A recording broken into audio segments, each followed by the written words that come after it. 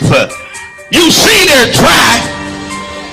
You see there's no marrow in the bone. You see they're scattered all over the valley. They ain't even full skeletons. I mean, the bones are scattered all over the valley.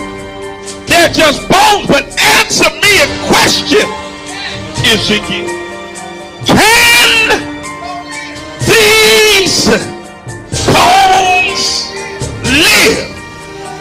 Ezekiel answers the only way he knows how to answer.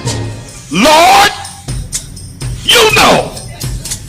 Critical race theory was born out of critical legal theory. Am I teaching y'all something today? There emerged two common beliefs linking all critical race theories. First, white supremacy has subordinated black people and other people of color. That's just a fact. How in the world are you going to fight against that being taught in any school? White supremacy has subordinated black people and other people of color. That's a fact. Why don't you want that to be taught in school? You let your schools teach us that Columbus discovered America. That's a lie. You let your schools teach us that George Washington couldn't tell a lie. That's a lie. You let your schools teach us that some slave owners were beneficent and good slave owners. There were no good slave owners. Anybody who owned people was evil. That's a lie.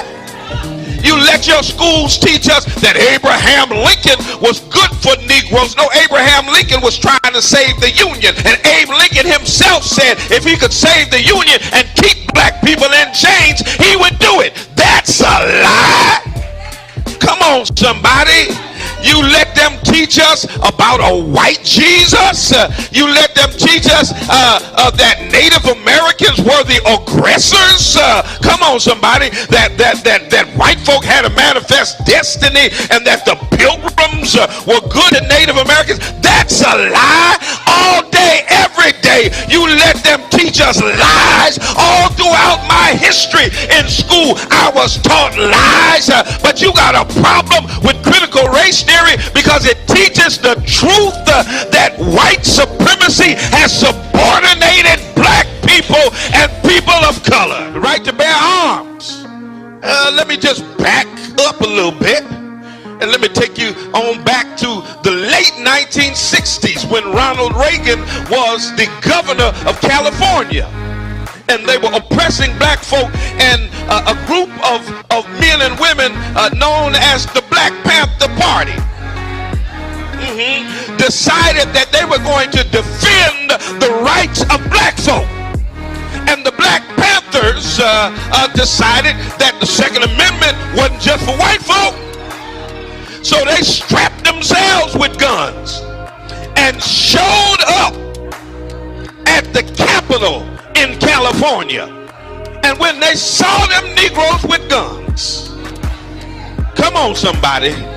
That's why I say if you ever really want to get gun laws changed, just strap all these Negroes up. They'll change them laws before the week is over. When the Black Panthers, watch this, I want you to read, the California legislator passed what was called the Mulford Act.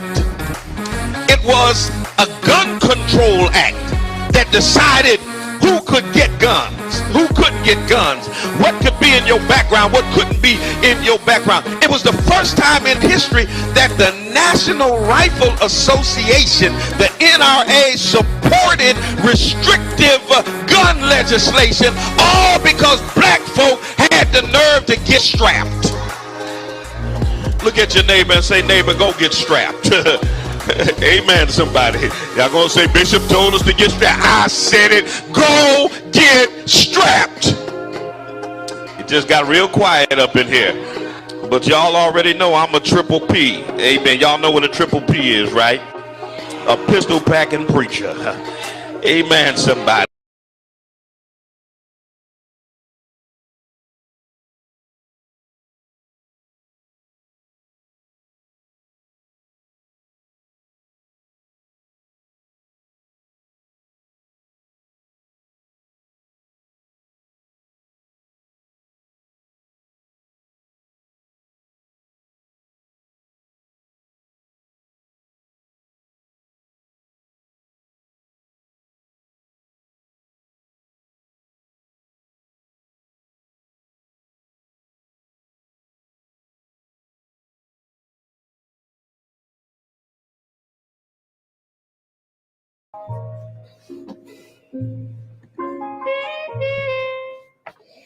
Peace, family.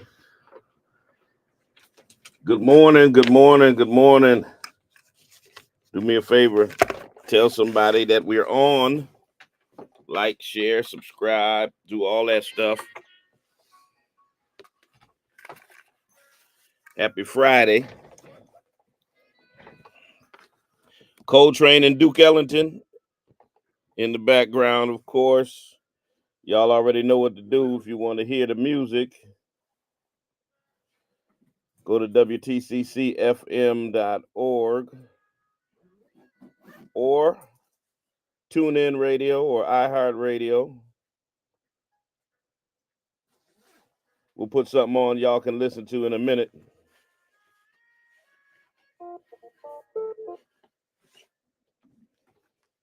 Getting my Twitter spacers in.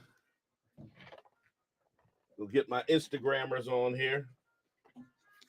Let me get the gram on here.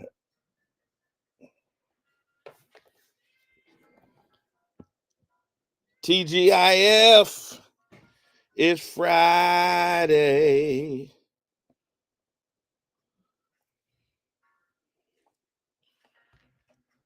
Okay, there we go. What's happening, Graham?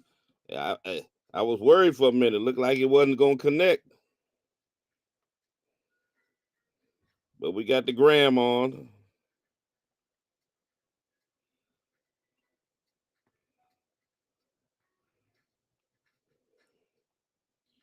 I was in where was I at? I was in Orlando on Monday, so I wasn't able to be here. But I'm here now.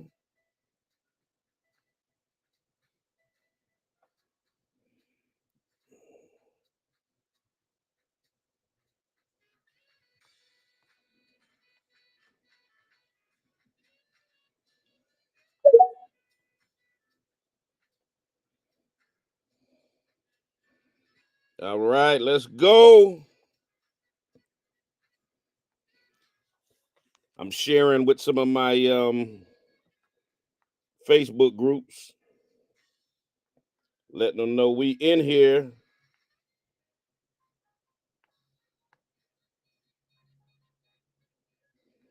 Y'all do me a favor, like, share, subscribe, do all that stuff. Switching over to a little bit of Otis Redding. You know how we do on Friday.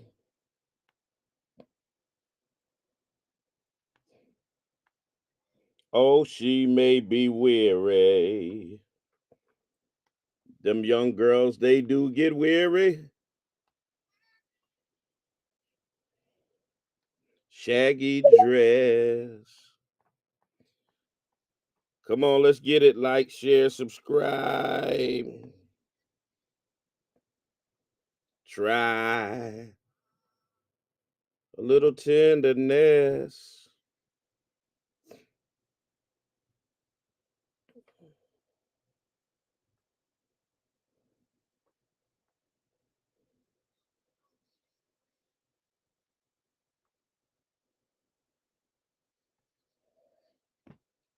Facebook always.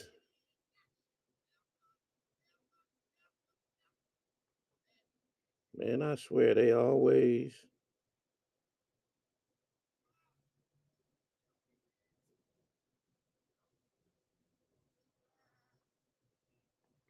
Always muting something. They get on my nerves.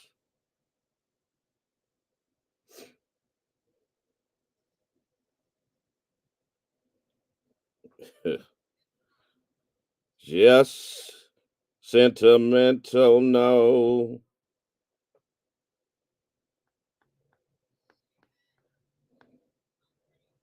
It care.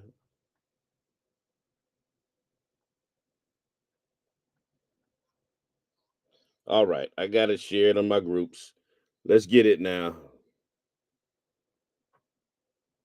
It makes it easier.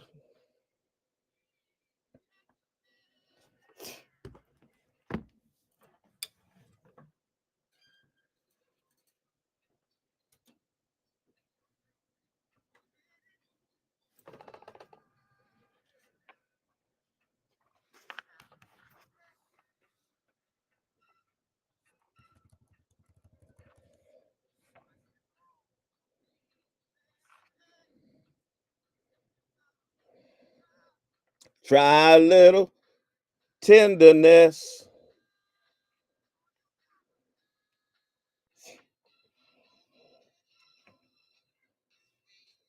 Don't tease her.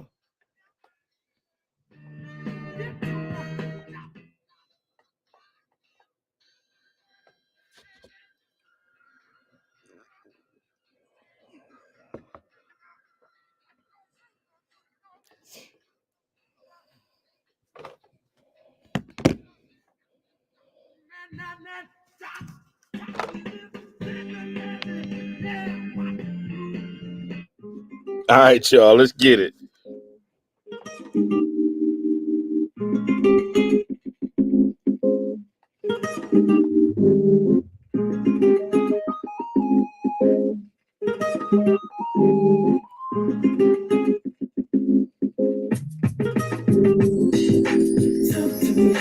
Talk to me, Daddy. Talk to me, Daddy. Talk to me, Daddy. Talk to me, Daddy. A positive attitude says everything about you. Attitude is a little thing that makes a big difference. Every day you get up, you've been given a gift. That's why they call it. All right, let's see who we got on here. Rep your city, rep your town. So yesterday is history. Tomorrow's a mystery. Today is a gift. So don't let the pain of your past bleed into your present and poison your future. Stop replaying the movie. Why did this happen to me? When it's done with you, be done with it. If it seems like you keep running into pigeons, it's an indication that you're flying too low. So set your sights a little higher. Remember, eagles fly by themselves. If you can see the invisible, you can do the impossible. Allow your challenges to be a stepping stone to propel you into new possibilities. So be discontent with your past accomplishment. You're only as great as your last success. So maintain your hunger and your passion. Remember this, within every seed there is a tree. In every tree there is a forest. Who and what you were born into is simply the environment to prepare you for your ultimate purpose. 90.7 WTCC. Good morning and welcome to the Black Love Experience. I'm your host, Bishop Talbert Swan, the second TGIF. Thank God it is Friday, and happy Friday to each and every one of you. Good to be back with you. I was out of town on Monday at the Conference of National Black Churches annual conference, and had a great time there, but definitely still missed you guys while I was there. And it's good to be here on this Friday morning. Welcome, welcome, welcome to everybody on this Friday morning. Um, I had to leave 80-degree weather. Uh, anyway, well, thank God there's no snow. Um, I missed the snow. I mean, I don't miss the snow. I missed the snow when it did snow. And I'm not sad that I missed the snow. I'm kind of glad that I missed the snow. Anyway, tell a friend, tell somebody. Bishop is on the air right now. 413-736-2781. 413-736-2781. Want to touch on a couple things today. I wrote a couple of pieces. I've been kind of in my bag um, in terms of writing lately, and so I got a lot of things on my mind, and um, sometimes the way I get them off is to write about them or talk about them, preach about them, write about them. So I've been doing a lot of writing lately, and I wrote a piece about the Jordan Neely tragedy, and I And you can go to my Medium site and check out all. Matter of fact, those of you who are in the 413, it was out this Thursday in the print edition of the Republican. I didn't get a chance to get a copy of that in yesterday's print edition. And if anybody's got yesterday's physical paper and you want to hook me up with it, let me know. But anyway, it's online as well. A viewpoint, an op-ed that I wrote about it. And talk about that, the acquittal of Daniel Penny, the white former Marine who choked the Michael Jackson impersonator to death on a New York subway, who was having a mental health crisis. And a jury felt like he didn't need to pay any consequences for his actions. It's indicative of the expendability of Black life in America. Want to touch on that. And then, I was thinking about all this stuff about Donald Trump being a convicted felon, an adjudicated rapist, and all of these people that he's nominating for his cabinet that have sexual assault accusations or charges against them. He's got a whole band of sexual assaulters that he wants to bring into his cabinet to help him run the country. And people have been rightfully outraged and speaking out about that. But when you think about it from a historical perspective, having white male sexual deviants in charge of government, that's not an anomaly, y'all. That's not something that is strange, that it's like, oh my God, I can't believe there's a rapist that's going to be, we've had rapists that have been presidents. Yeah, I know, it sounds crazy, don't it? I'm going to give you a little history on it. We've been here. We have been here, ladies and gentlemen. So having white male predators in the White House ain't a strange thing at all. It's more normal than y'all would think that it is. Yeah, I'm going to prove it to you. 413-736-2781. 413-736-2781 is the number here if you want to chime in on the conversation. Tell a friend, tell somebody. Bishop is on the air. Rep your city, rep your town. Let me know where you're chiming in from. We want to shout out your city, your town. Don't go nowhere. We'll be right back. Put on your scuba gear. We finna go deep. All right? Stay with us.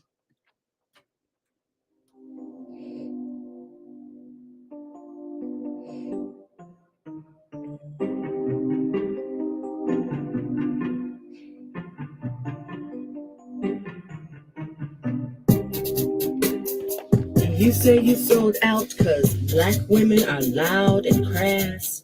What? And your precious white woman is the epitome of class? Are you so blind that you cannot see? That pale girl child ain't got nothing on me. For hundreds of years we have stood by your side, accepted your flaws and allowed you your pride, bore your children and cleaned up your mess, satisfied your lust and always settled for less.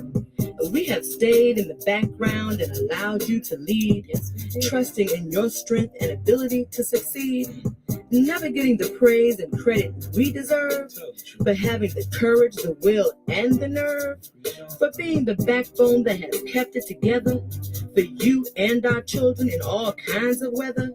And now suddenly you say we're not good enough for you. We forced you to sell out because of the things we did. Well, where was that white woman when that white man you hate was cracking the whip? In the boardroom, the warehouse, and on the slave ship. She stood by his side and didn't say a word, waiting for her own chance to rule and be heard. And now it's her you turn to and treat like a queen? And me and my sisters you choose to demean? Well, hold up, wait a minute, and stop the damn bus. Because there are a few things I need to remind you about us. Listen up. A more beautiful creature God never made than an African woman, no matter her shade. High yellow, red bone, or cocoa brown, we are more than worthy of wearing a crown. Ebony, mocha, or black as the night. it is we who have always shared in your plight.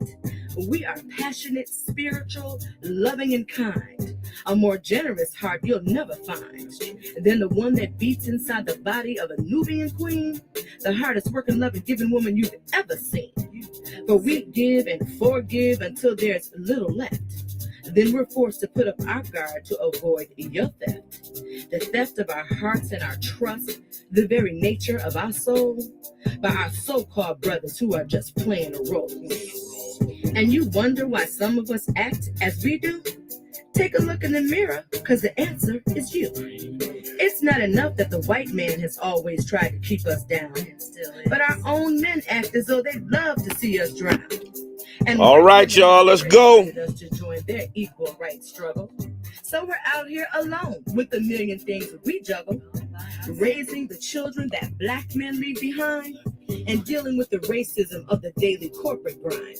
Damn, it's no wonder some of us are loud. Hell, we're just trying to be heard. In a world where everyone, including our men, ignore our every word. Where are the brothers who understand a black woman's worth? Right here. Who will protect and stand by us, for we are the salt of this earth. We birthed you, raised you, and showered you with love. It was we who taught you to love your creator above. We gave you all we had and taught you to be men. Open your eyes, it is us, your black sisters, not Bo Derek's kind who rates a perfect 10. And one final word for the sellout who claim to be brothers.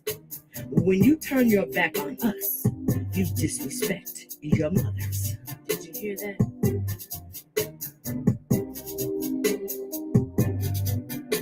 This is a response to the South. 90.7 WTCC. Good morning. Welcome to another edition of the Black Love Experience. I want to shout out Representative Ben Swan, long time host of the Black Love Experience for many years. I've been on the air here for over 20 years. Well, 24. This will be my 25th year when the new year comes in. So he was on much longer than me. So definitely shout out to him and to the longtime listeners of the Black Love Experience. Want you to know I appreciate y'all for still rocking with us. Hope those who rock with us here on Friday on the Black Love Experience, and those who rock with us on Monday on the spoken word. Y'all been rolling with us for a long time, and we definitely appreciate it. 413-736-2781 is the number here.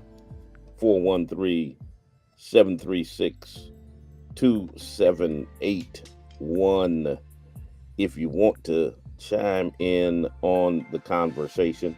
Rep your city, rep your town. Let me see where y'all are in here from. Hey, baby girl, I see you. Raleigh, North Carolina is in here. Jefferson, Georgia is in the building. Memphis, Tennessee is in here. Let me see. Ohio is in the building. Charlotte, North Kakalaki. Houston, Pensacola, New Jersey is in here. Let me see who's over here. Arizona, a former New Yorker, is in the building. New York City is in the building. Philadelphia, Pennsylvania is in the building. Akron, Ohio is in the building. Youngstown is in here. London, England is up in the building. Quebec, Canada is in. Uh, Johannesburg, South Africa. Now, this is Halifax. Okay. Halifax, Nova Scotia is in the building. All right. Delaware. Don't get too many of those, but they're here today. Good morning to each and every one of y'all that are rocking with us. Of course, Chicago is in here. Um, where the Massachusetts at? Where y'all at? Where the field at? I mean, where y'all at? Field? Man, y'all, come on now. Where y'all at, field? Um, Anybody in the 413 want to represent? Y'all ain't keeping it real. Y'all ain't representing. Somebody might be calling from the field. Let's see. Good morning, caller. Good morning, Bishop. Yes, good morning. Representing Springfield. Representing Springfield. We listening to you. All right. I appreciate it. Yes, sir. God bless. All right. All right. I got the field in here. I see you. I see Nathaniel Anderson representing the field up in the building. So, all right, let me see. Maybe there's some more field trying to check in. Good morning. Yeah, Springfield is in the house, Bishop. All right. All right. I appreciate y'all. All right. Yes, sir. All right. The field is in the building. Yes. Yes. Yes. Yes. Yes. So I know it's somewhat controversial. And when you start talking about white male predators and all that stuff,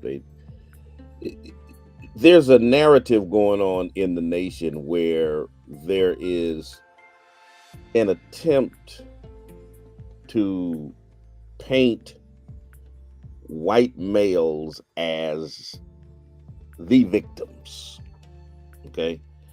Um, um,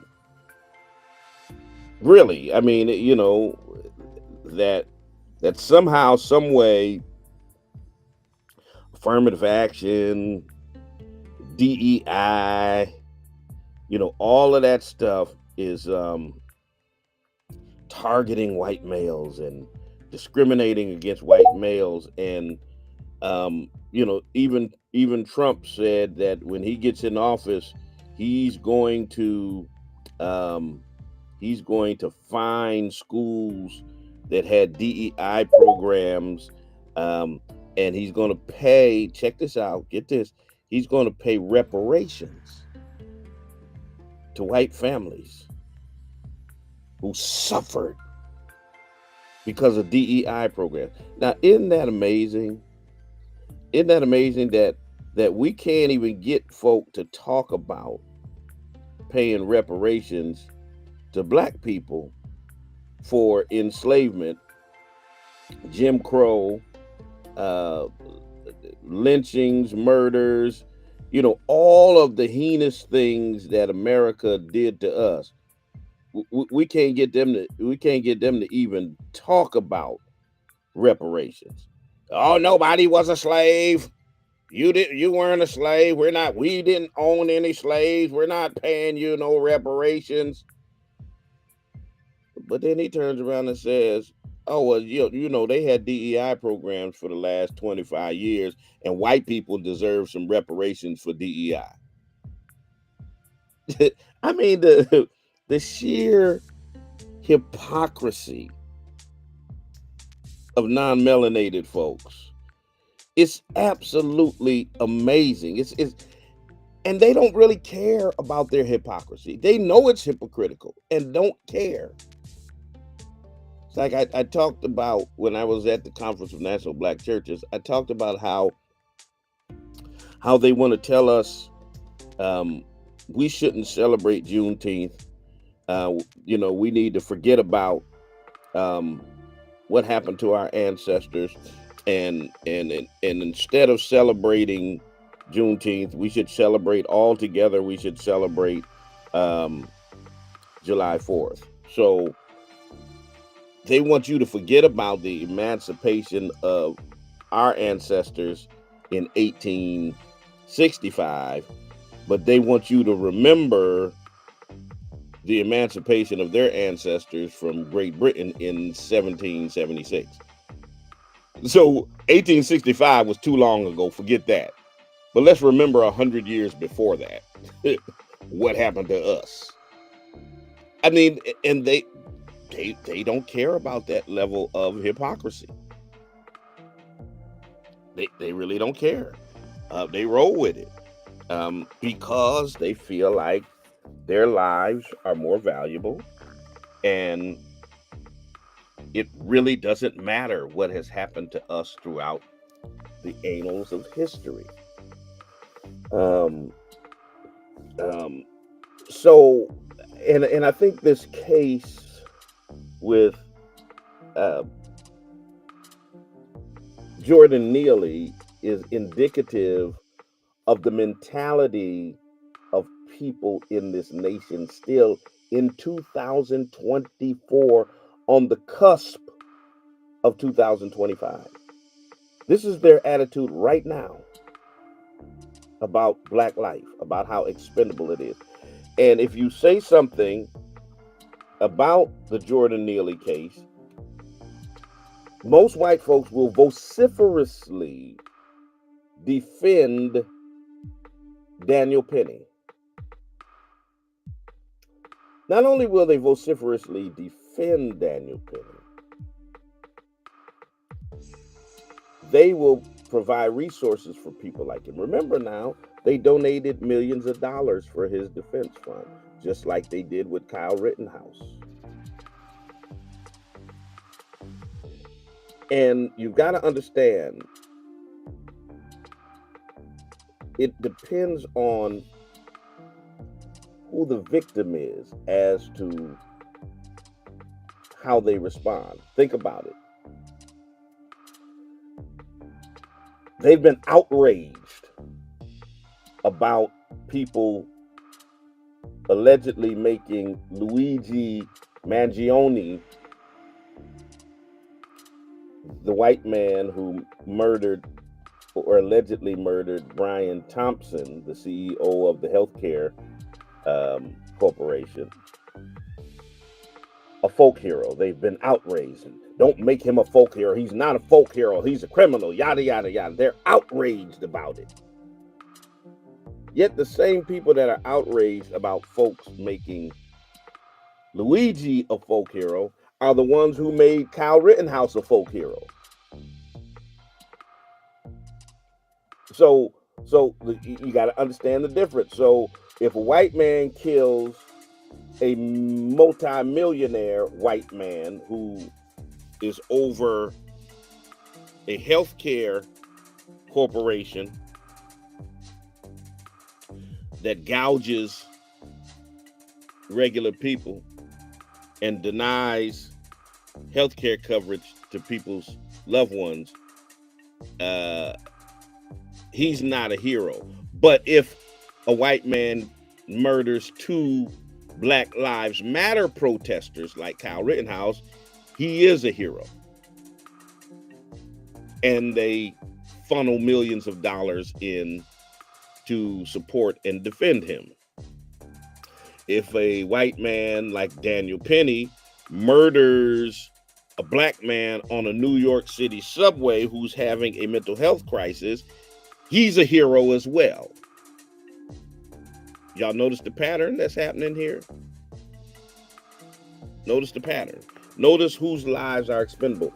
Even their own people's lives are expendable when their own people are supporting Black people. So the lives of two white men that got murdered by Kyle Rittenhouse were expendable because they were Black Lives Matter protesters.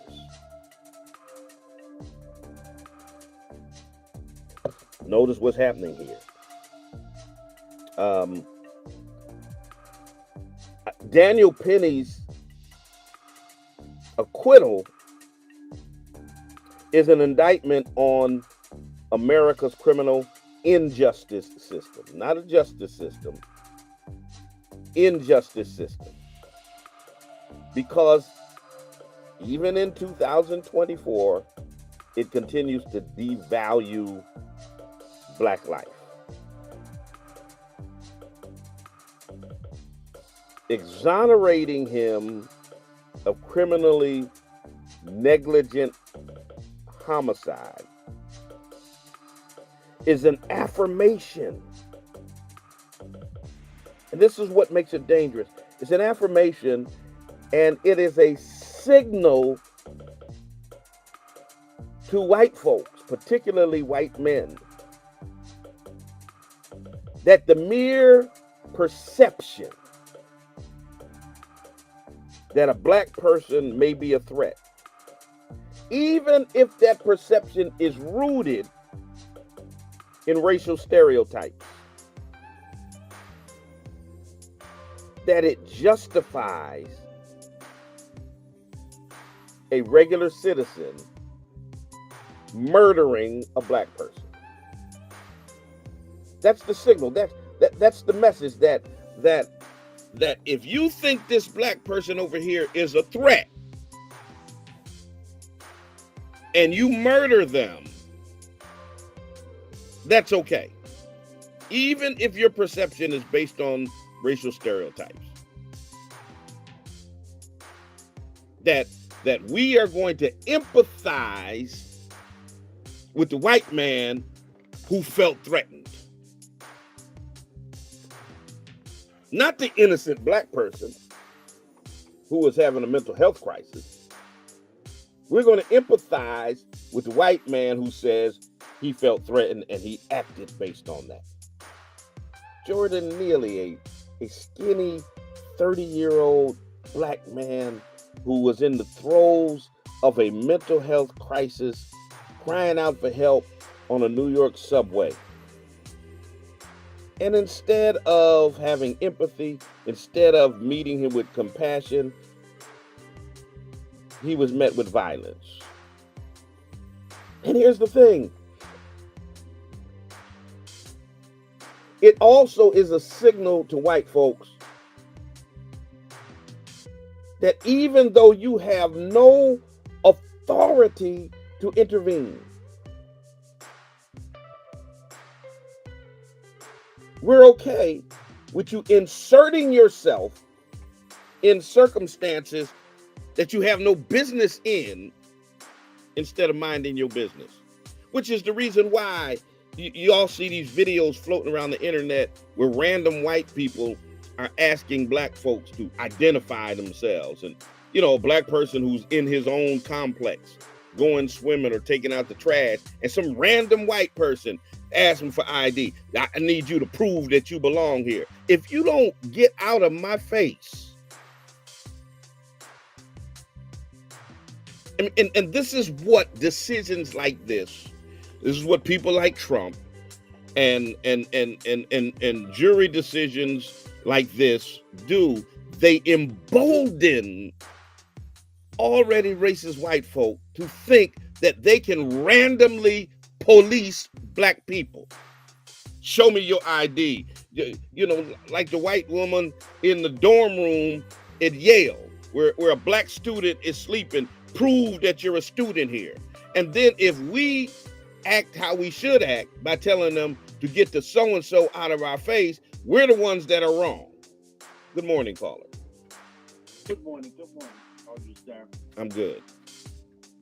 I'm kind of disturbed by the fact that white folks have the justice system on their side. I mean, look, we go Trayvon Martin, Samir Rice, Eric Garner, Sandra Bland, Dylan Bruce. We can go on and on and on. And to this day, we're still talking about this crap.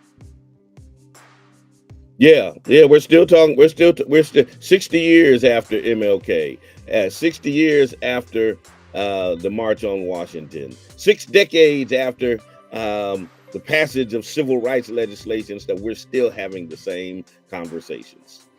We're still having the same conversations. and nothing is changed. We're still looking for them to do something. They're not going to do anything for black folks. Well, see, I think people have shifted from looking for them to do something to looking for them just to leave us the heck alone. It's like I don't want you to do anything for me, but what I don't want you to do is be in my face asking me for ID, because that ain't your business.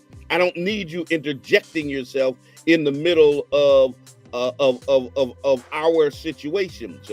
We don't need you putting black men in chokeholds. We don't need you getting involved in situations of which you have nothing to. No one deputized you to police black people. Exactly. And so with now, day is Friday. With this Friday, probably Saturday or Sunday, something else is going to happen in the black community in some cities. And we'll be right back again, angry as hell, instead of separating from these devils, uniting, regardless of our whatever religion we have, and doing something for ourselves, so that they can get off our planet. That's basically the bottom line.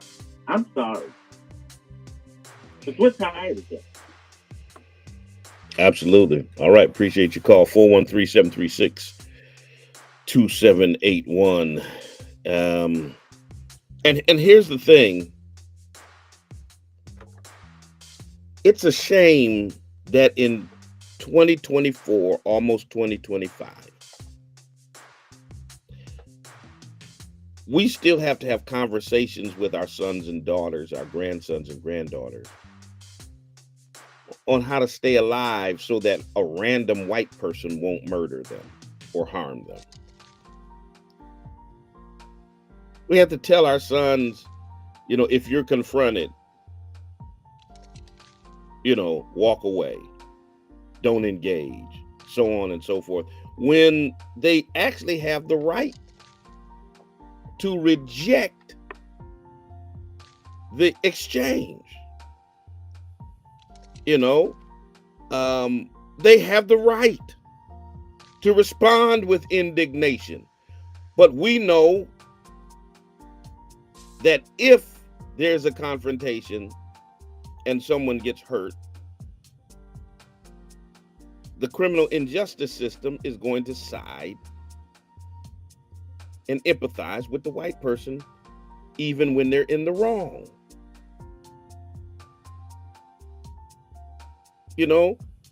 We should be able to say, hey man, get the hell out of my face. This is none of your business. And far too often, you watch these videos and you see black people trying to accommodate these white folks. So there is no confrontation, instead of checking them, because they know what the response from law enforcement is going to be. Good morning, caller. Yes. Good morning, Reverend Swan. How are you? I'm good. This is Tracy Todd Hunter. I'm calling from Long Island. I've spoken with you before. All right. Blessings to you. Yeah, blessings to you too, sir. I live 11 miles from Jordan Neely. He lives in East Islip or West Islip. I live in Patchogue. So he took the Long Island Railroad. He lives in a very rich suburb. He took the Long Island Railroad to Manhattan, and he did something that was diabolical. What he did was, feeling that he was being threatened or being a vigilante. That's what I look at him as, a vigilante. He was threatened. A threat is not putting your hands on someone. If they had exchanged physical blows or something like that, I think I could understand a little bit depending on the situation. But this, and then you have Mayor Adams, who's not being very forthcoming to say that his actions were wrong. This man's actions were wrong. He should have been convicted of second-degree murder. Period. He should be in jail, and that's the way We're living out here in these suburbs on Long Island where we have redlining and all of these other things that go on out here because of MAGA, whatever you want to call it. It's getting to the extreme. And I'm to the point that I'm probably going to be leaving Long Island because I refuse to live in an area where people are feel that they can do anything or say anything to black people, and we're not supposed to say anything back. Absolutely. And Mayor Adams he is a huge disappointment. Yes, and I agree with you, and I know him. I've met him personally at an event at an Grammy Award event, and my thoughts of him, I feel like he's playing that you can say it better than I can, but he's playing that own thing. Oh, for sure. And I've talked to people who are, deeply involved in the political system in New York. I was with Tamika Mallory this past a few days in Florida, and she was that her parents have known Adam since they were little kids and stuff, and expressing how big of a disappointment this guy is. And so you got native New Yorkers that are expressing disdain for this black mayor. There's a problem. Yeah, and I don't feel that he should be reelected because I don't feel when you're a person of color, you have to find a way to be an activist and speak up. Like I told you before, I'm on the NAACP out here on Long Island, and even we have the KKK out here. And every time something happens, they come around to certain areas and they start putting pamphlets under people's car windows, whatever the case may be, and nothing gets done about it. It's like diversity now is a bad word. Everything that has to do with black people is a bad word. We're going backwards. I'm 62 years old. I was born in the tail end of the civil rights movement. Versed on certain things, but I still learn more and more every day. And when you grow up in an environment that is predominantly white, you don't see or understand those things until you really get older. And now that I'm older and understanding what racial prejudice is about, some things you used to let roll off your back, but it's extremely prevalent out here, and it's no longer for. I don't. Yeah. And sometimes it's the simple microaggressions and things like that that they don't understand, that have built up, that frustrate us. Case in point, I was in the airport and I'm waiting. I'm at the front of the line, and this white woman just walks up in front of me like I'm not there, getting ready to try to board the plane. And I look at her, and I could have just let it go, but I just couldn't. It was just one of those. It's like I'm like, lady, do you not see me standing? I may not be the biggest guy in the world, but I'm 6'1", 220 pounds. You had to see me, or does my blackness make me invisible to you? It's that kind of stuff that white folks do unconsciously every day, just because they can. I'm white, and I deserve this, and we don't care about anybody else. And this is the attitude a lot of them unconsciously have. You know what? I don't think. You know what? I recently experienced something where I was on a line in a supermarket. Now, I'm in the front. I had two people literally walk up in front of me. One was a man and one was a woman. First, before I went in, I was giving the person, when I came out, I was giving the person my basket, the shopping cart. Just to offer. This was right after the election. And his wife told him, you better not take that cart from him. I don't understand where these people are coming from. Like we've done something to them, and everything that we do, no matter what it is, it's wrong, and that we're benefiting from having been enslaved. I just done my genealogy that I can trace my roots back to 1680 here on Long Island. That have to. It's Mohawk, it's Shinnecock Indian, and of course it's Negro. And then the other side of my family that did the Great Migration from Mississippi. And to live the way that we're living now, especially in where I live now, it's very frustrating. You feel that anything that has to do with black people is it's either you're a target or you can't talk about black history, you can't do this, you can't do that. I feel like we're living back in the dark ages, and that's where we're going coming up in 2025. Well, absolutely. Well, that's what they mean when they say "Make America Great Again." That's what they talking about. Take us back there. That's exactly what they're talking about. Thank you. I appreciate your call. 413-736-2781. 413-736-2781. I mean, the brother's talking, he's talking real. These systemic failures continue to leave black people disproportionately vulnerable in this nation. Good morning, caller. Hey, Bishop, I had to comment on this. Yes, sir. I got a job and I was working. I got a badge at this job, so in certain areas you're not allowed it. But if your badge lets you in, you're allowed in the area. So I'm in the area. White woman comes up to me, and my badge is sitting there. She said, "What are you doing on this floor?" I looked at her. My badge is sitting there. I pointed to the badge. I didn't say nothing. She said, "Well, I need to know what you're doing." So I turned around and walked away. When I got downstairs, she had security out there waiting at me at the door. Yep, they can't mind their business. They cannot mind their business. They want to police black people, and then that's the sad thing: the fact that she can go get security and be able to say that there's a black man here who I'm suspicious of, and security ought to be asking her, "Who are you?"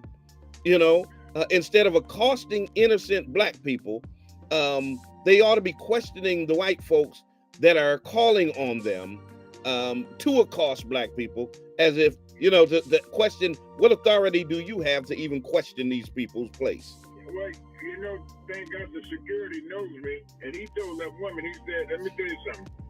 He said, "You're lucky this man don't bring you up on charges." He said, "You just profile that man." That's, because I go there all the time. He said, "You just profile him, and you have no right to do that." That lady got so mad, she stormed out of here like somebody was shooting at her. But yeah, it's a shame, bro. Appreciate you. 413-736-2781.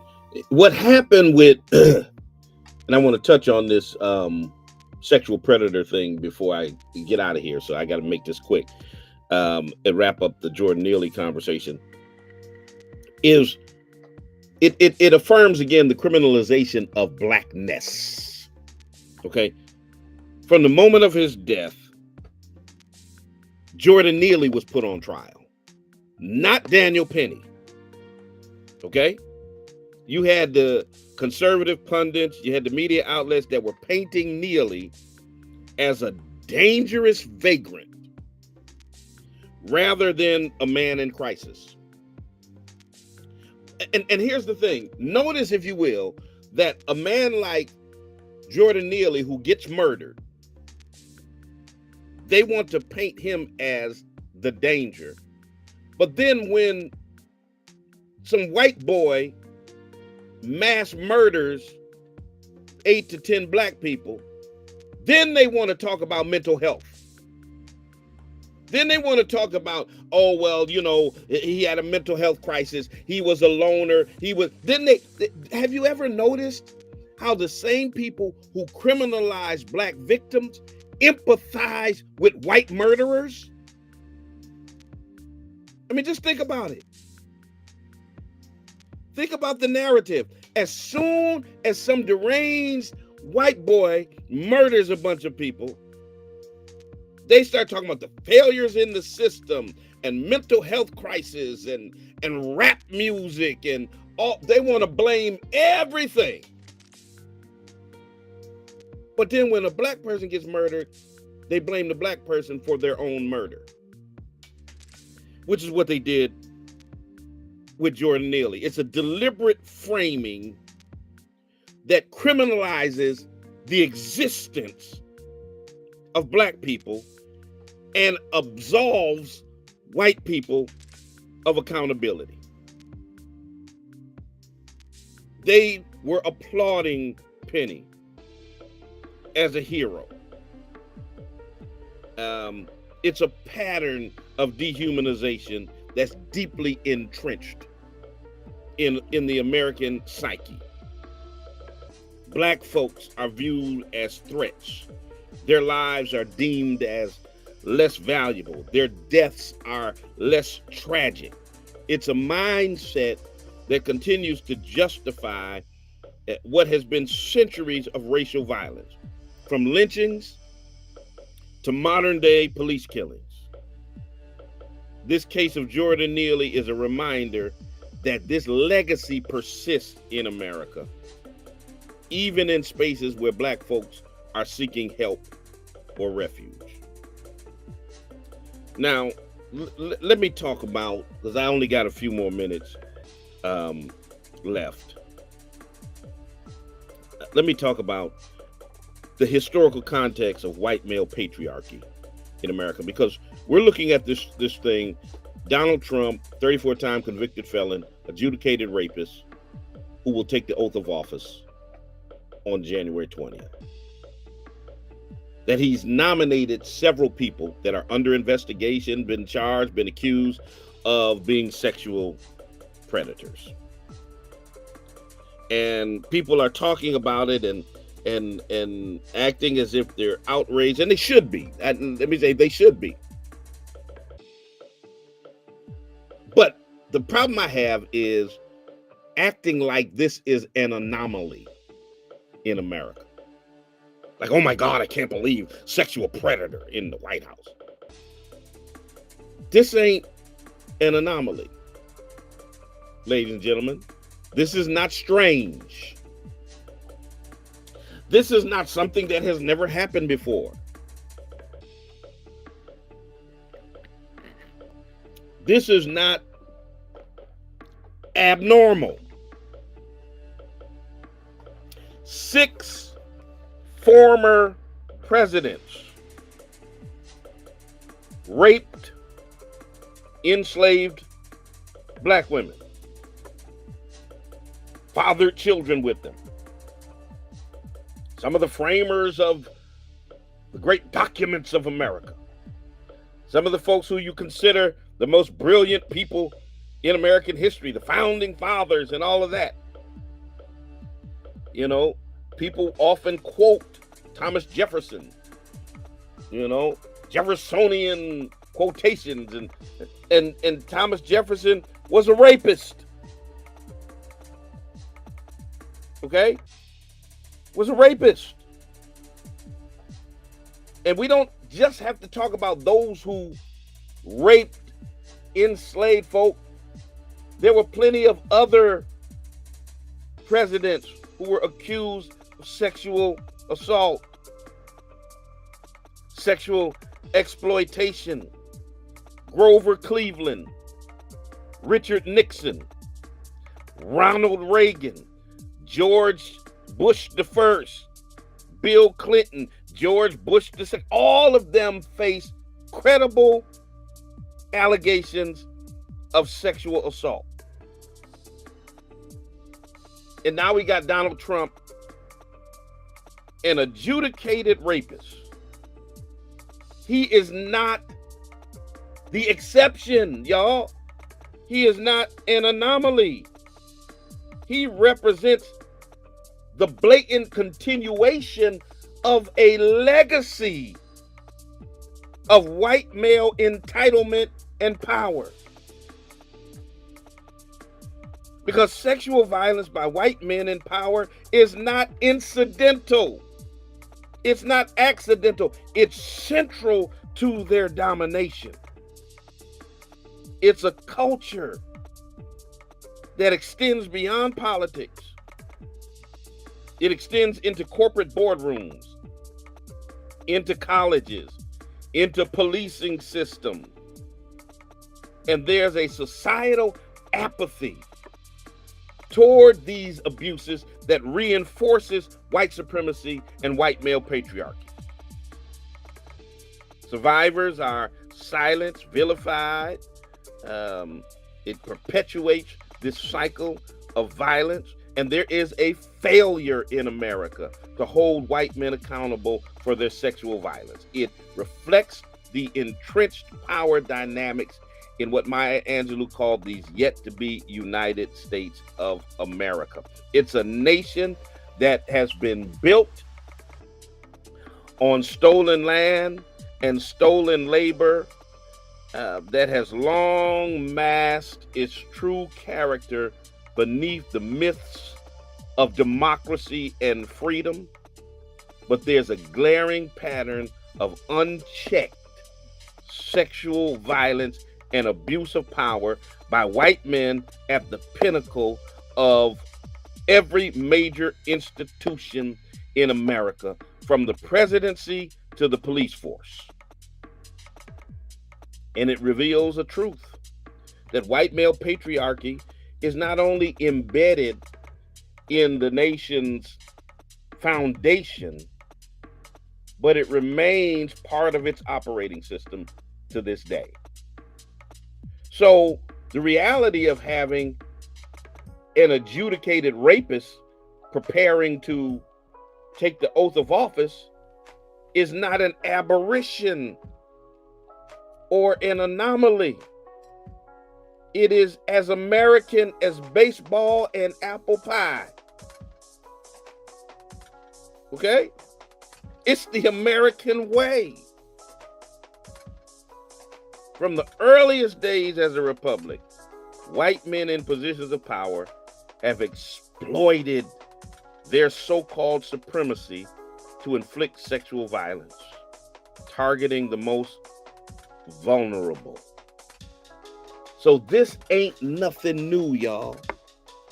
So this Hedgepeth guy and all these other folks accused of sexual violence or aiding and abetting sexual violence and all of that, that's the American way.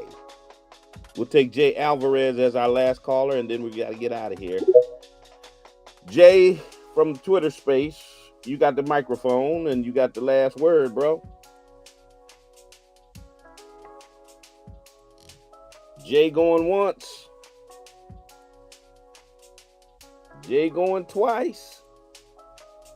Okay, Jay not paying attention. So you know, this is not strange, y'all. This is the American way. So check it out. Check us out on Monday on the Spoken Word. We'll continue the conversation. Have a lot more to say about this and I'm sure there'll be some other stuff that's gonna pop up between now and Monday. Keep it locked right here. Mid-morning jazz, great black music is coming up next. If you're looking for a place to worship, check us out at the Spring of Hope Church of God in Christ, 35 Alden Street, Springfield, Massachusetts, 11 o'clock a.m. on Sunday. Prayer, praise, and preaching. We're building better tomorrows by changing lives today. Listen, until the next time I talk to you and you talk to me, always remember God loves you, and so do I. Peace and blessings.